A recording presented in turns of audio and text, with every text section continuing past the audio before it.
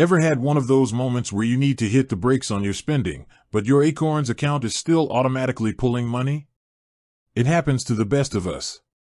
Maybe your budget is a little tight this month, or you're saving for a big purchase, or you just want to take a short break from investing. Whatever the reason, you're looking for a way to pause, not stop, your Acorns investments.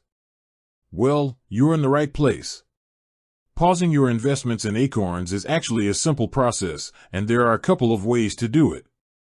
First, let's talk about turning off those recurring investments. If you have a set amount of money that goes into your account every week or month, this is the way to pause that.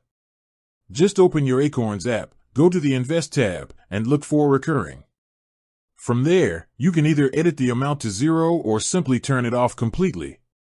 When you're ready to start again, you can just turn it back on and set a new amount. Now, what about those famous roundups? The whole spare change thing? To pause those, you'll need to go into your account settings. Tap your profile icon, then Settings, and then Linked Accounts.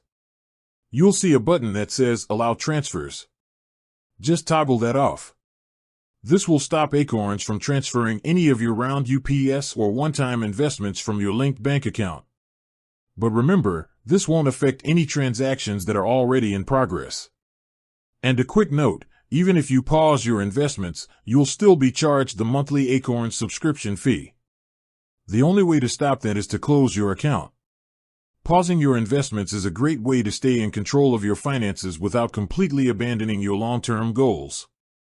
It's a temporary hold, not a permanent goodbye. When you're ready, you can jump right back in and continue growing your oak. With that said, thanks for watching, and until next time.